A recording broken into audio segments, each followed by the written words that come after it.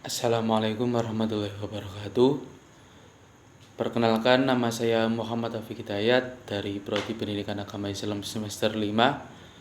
Video ini saya buat untuk memenuhi tugas UAS Etika Politik Pendidikan Islam dengan dosen pengampu Pak Syarif MPDI. Baik, di sini saya akan sedikit menjelaskan tentang kebijakan politik Orde Lama terhadap pendidikan Islam di Indonesia serta faktor apa yang mempengaruhi kebijakan tersebut. Baik, saya akan mulai saja. Pasca kemerdekaan negara Indonesia sedang giat-giatnya menata sistem kehidupan berbangsa dan bernegara dengan berdasarkan Pancasila serta Undang-Undang Dasar 1945. Banyak perubahan yang dilakukan, bukan hanya di bidang pemerintahan, namun terjadi di bidang pendidikan. Kebijakan pendidikan adalah bagian strategis yang dapat dilaksanakan dalam perbaikan kualitas pendidikan. Perubahan yang terjadi dalam bidang pendidikan merupakan perubahan yang bersifat mendasar, yaitu perubahan menyangkut penyesuaian kebijakan pendidikan dengan dasar dan cita-cita dari suatu bangsa yang merdeka dan negara yang merdeka. Oleh karena itu, wujud kemerdekaan adalah cerminan dari cita-cita perjuangan bersamaan dari bangsa Indonesia dan karenanya bentuk, sistem, dan tata cara pemerintahan disusun atas dasar cita-cita dan kehendak bangsa Indonesia tersebut. Pancasila dijadikan sebagai pijakan suatu norma dasar dan sebagai norma tinggi dalam penyelenggaraan kehidupan berbangsa dan bernegara di tanah air.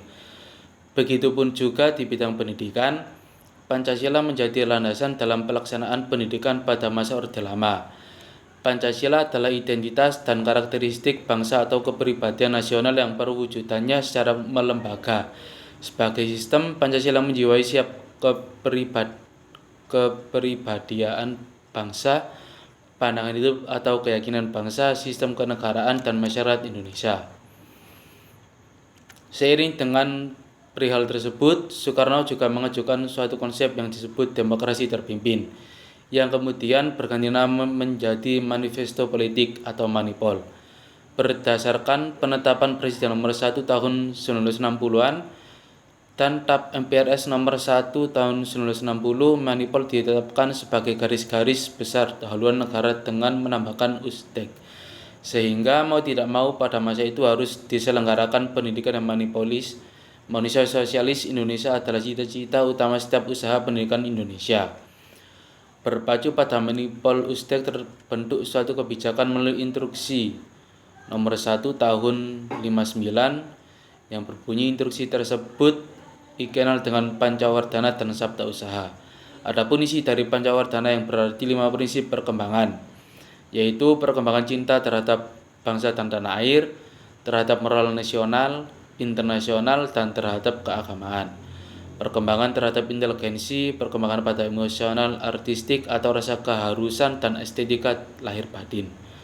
Perkembangan pada keprigelan atau kerajinan tangan, perkembangan terhadap jasmani. Pada hakikatnya, sistem pendidikan Pancawardhana berupa pendidikan dengan pemusatan pada pertumbuhan maupun perkembangan pribadi, serta bercorak nasionalistik guna memenuhi tuntutan revolusi Indonesia yang sedang berlangsung. Sabta Usaha Tama berisi tentang penertiban aparatur dan usaha kementerian, membentuk ragu kerja kalangan dan universitas. Dilihat dari kurun waktunya, periode pendidikan dari pasca kemerdekaan hingga Orde Lama terbagi menjadi dua, yaitu periode tahun 1945 sampai 1950 dan periode kedua yaitu tahun 1950 sampai 1966. Tata susunan persekolahan sesudah Indonesia merdeka yang berdasarkan satu jenis sekolah untuk 3 tingkat pendidikan seperti zaman Jepang tetap diteruskan.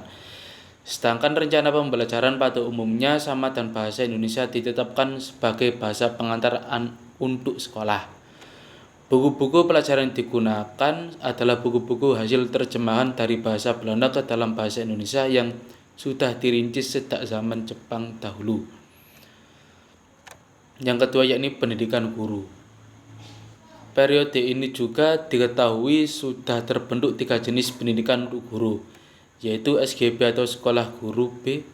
Tujuan dari SGB untuk menghasilkan guru yang nantinya akan mengajar di SR dengan lama pendidikannya itu 4 tahun.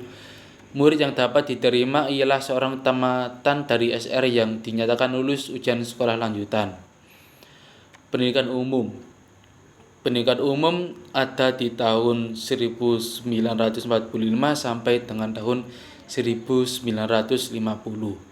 Terbagi menjadi 2 tingkatan, di antaranya SMP atau sekolah menengah pertama. Rencana pembelajaran yang digunakan sama halnya seperti pada zaman penjajahan Jepang terlebih dahulu.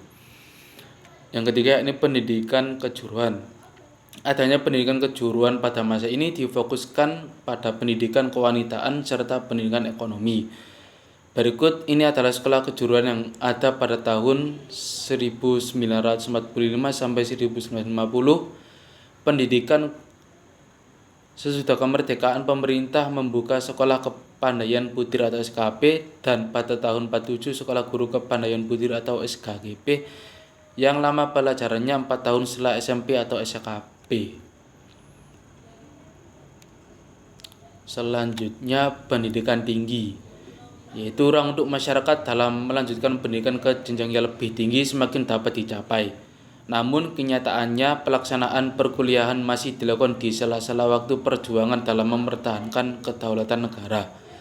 Adapun lembaga pendidikan yang dibuka pada masa ini ialah Universitas Gadjah Mada serta beberapa akademi dan sekolah tinggi dan akademi di Klaten, Yogyakarta, Jakarta, dan Solo. Orde Lama berupaya membentuk masyarakat yang kuat, mampu berdiri di atas demokrasi, dan berhak mendapatkan kesamaan antara hak dan kewajibannya antara sesama warga, termasuk juga dalam bidang pendidikan. Pada dasarnya, hal ini sudah dikatakan dalam pembukaan UUD tahun 45 berisi cita-cita dari pembangunan nasional, yaitu mencerdaskan kehidupan bangsa. Tujuan pendidikan di sisi lain mencerdaskan kehidupan warganya, di sisi lain bertujuan menjadikan manusia Indonesia seutuhnya. Kebijakan dan penyelenggaraan pendidikan tak mungkin lepas dari kondisi politik. Pendidikan sering dijadikan alat untuk mengiring masyarakat mengarah pada tujuan politik yang diinginkan oleh negara. Penyelenggaraan pendidikan di tanah air berlandaskan Pancasila pada masa Orde Lama, dimulai sejak dikumandangkannya proklamasi kemerdekaan.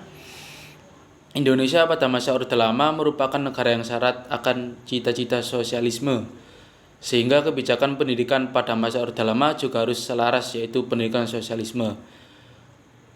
Politik dan pendidikan di Indonesia terlihat sedemikian erat. Kegiatan-kegiatan kependidikan sudah banyak dipengaruhi oleh para penguasa dengan tujuan untuk mempertahankan kekuasaan mereka. Kebijakan pada periode ini ditujukan pada proses indoktrinasi yang menolak semua pengaruh dari luar.